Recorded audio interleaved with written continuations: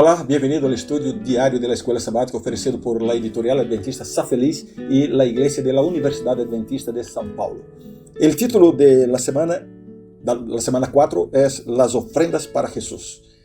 El versículo para memorizar, Salmos 116, 12 al 14, que dice: ¿Qué pagaré al Señor por todos sus beneficios hacia mí? Levantaré la copa de la salvación e invocaré el nombre del Señor. Ahora cumpliré mis votos al Señor ante todo su pueblo. La semana pasada estudiamos sobre el diezmo. Esta semana estudiaremos sobre las ofrendas. El Antiguo Testamento menciona varios tipos de ofrendas. Había la ofrenda por el pecado, que era una respuesta a la gracia salvadora de Dios. Había las ofrendas de agradecimiento, que se daban en reconocimiento a la protección de Dios, por la salud, por la prosperidad, por el sustento. Había las ofrendas para la construcción y el mantenimiento del templo, etc. En el sistema de la iglesia adventista, cuando damos una ofrenda en la iglesia, el 60% se queda en la iglesia local y el 40% va a las organizaciones superiores para apoyar la obra en otras partes. Pero recuerda que las ofrendas no tienen la misma finalidad que los diezmos. Por eso es importante que cuando hagas tus donativos especifiques ahí qué es diezmo y qué es ofrenda. Pero todo eso debe hacerse siempre teniendo en cuenta que Dios es el dueño de todo. Y lo que hacemos por Él es solo una respuesta a todo lo que Él hace por nosotros. Lección del domingo, motivación para dar. En los evangelios de Mateo, Marcos y Lucas, uno de cada 6 versículos trata del dinero. La Biblia nos advierte mucho contra los peligros del dinero. Afirma que el amor al dinero es la raíz de todos los males. El mayor problema no es el dinero, sino el amor al dinero. Dios conoce bien el corazón humano y sabe con qué facilidad Él se aferra al dinero por encima de todas las demás cosas de la vida, incluso de Dios. Esta es una de las principales razones por la que Dios estableció el principio de las ofrendas voluntarias. Dios nos motiva a dar parte de nuestro dinero a la iglesia, no porque Él dependa de nuestros recursos para mantener su obra. Esta práctica tiene como principal objetivo evitar que el dinero corrompa nuestro corazón y nos aleje de Dios. La motivación para dar, por tanto, debe ser el amor a Dios. Y cuanto más practicamos eso, más se vuelve nuestro corazón hacia Dios. Es correcto decir que el amor a Dios nos hace más generosos. No es una cuestión financiera, es una cuestión de sensibilidad hacia las necesidades de las personas y de la obra de Dios. Más importante que recibir las bendiciones de Dios es ser una bendición de Dios para otras personas. Y cuanto más bendecimos a las personas y la causa de Dios con nuestros recursos, más podremos recibir de Él. Lección del lunes. ¿Qué porción para las ofrendas? Deuteronomio 16, 17 dice: cada uno con la ofrenda de su mano conforme a la bendición que Jehová tu Dios te hubiere dado. La orientación bíblica sobre las ofrendas implica 2 principios.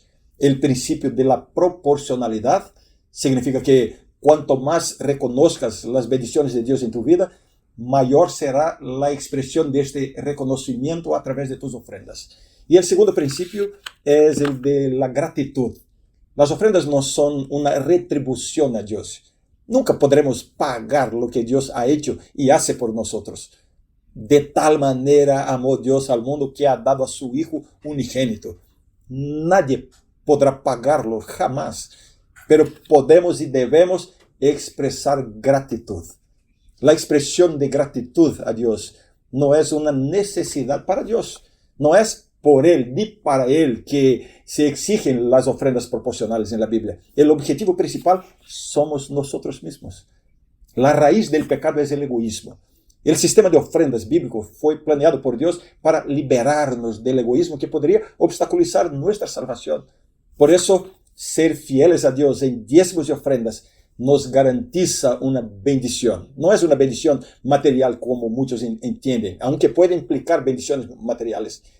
La bendición asegurada está en la esfera espiritual, que es un corazón cada vez más sensible a las necesidades de los demás y comprometido con la causa del Evangelio.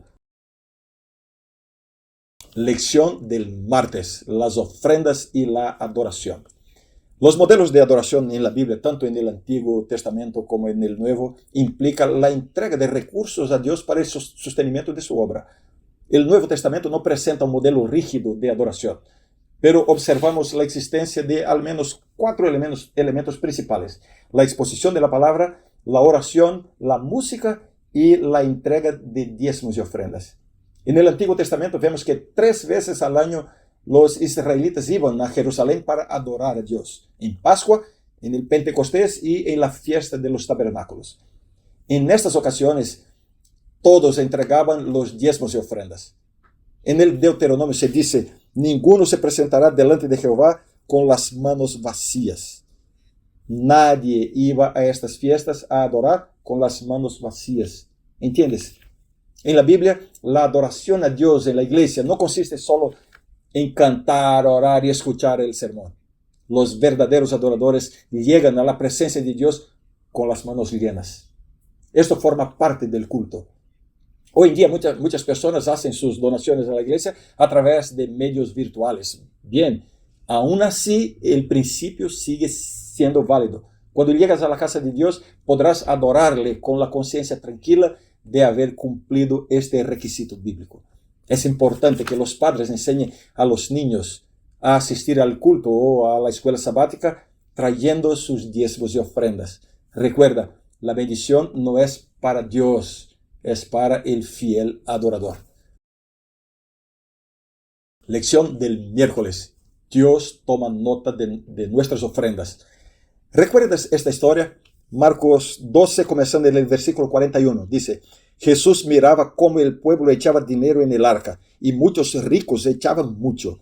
Y vino una viuda pobre, y echó 2 blancas, o sea, un cuadrante. Entonces, llamando a sus discípulos, les dijo: de cierto os digo que esta viuda pobre echó más que todos los que han echado en el arca. Porque todos han echado de lo que les sobra, pero esta de su pobreza echó todo lo que tenía, todo su sustento. Esa historia es la prueba de que a Dios no le interesa tu dinero. Él quiere tu corazón. Jesús valoró la ofrenda de la viuda más que todas las demás. Por cierto, esta fue la única ofrenda que Jesús elogió en la Biblia. Él vio que ella lo daba todo por amor a Dios e interés en su causa. Eso es lo que Dios quiere de nosotros. No se trata de dinero, sino de amor y espiritualidad. Otra historia. Cornelio era un hombre de Dios. Su vida se destaca en la Biblia por 2 prácticas: la oración y la limosna. Un ángel le dice: tus oraciones y tus limosnas han subido para memoria delante de Dios. Hechos 10:4. Estas 2 historias, la de la viuda pobre y la de Cornelio, revelan que Dios observa nuestras ofrendas. Él conoce nuestras motivaciones. No le preocupa la cantidad que des. Lo importante para Él es tu motivación. Lección del jueves. Proyectos especiales, ofrendas de frascos. La lección de hoy utiliza este lenguaje ilustrativo para hablar de una realidad. Muchas personas no disponen de muchos recursos financieros. Cuando van a preparar una ofrenda al Señor, solo tienen un frasco del que sacar. Puede ser la cuenta bancaria o alguna pequeña reserva que tengan en casa. Pero hay gente que tiene inversiones, ahorros, propiedades de alquiler. Este es el frasco grande. Los estudios demuestran que más del 90% de los recursos de la mayoría de estas personas están en el frasco grande. El otro 9 o 10% es lo que hay disponible en el banco o en la cartera. Este es el frasquito. Ahora te pregunto, cuando vas a preparar una ofrenda a Dios, ¿de qué frasco la sacas? ¿Del grande o del pequeño? Por desgracia, muchas personas son descuidadas en este punto. Dan de lo poco que tienen en la cartera ahí o en el banco. Ahora te invito a pensar en ello. Dios no hizo reservas para bendecirnos y salvarnos. Él da en abundancia. Él se entregó a sí mismo para salvarnos. Dios no tiene frasquito de bendiciones. Así que planifica mejor tu vida con Dios. Los diezmos y las ofrendas son una parte importante de la adoración a Dios y de la vida del cristiano. La bendición no es para Dios, es para nosotros. Así que planifícalo seriamente, con antelación. Creo que Dios se merece lo mejor que tenemos, ¿no? Y del frasco grande. Un fuerte abrazo y hasta mañana.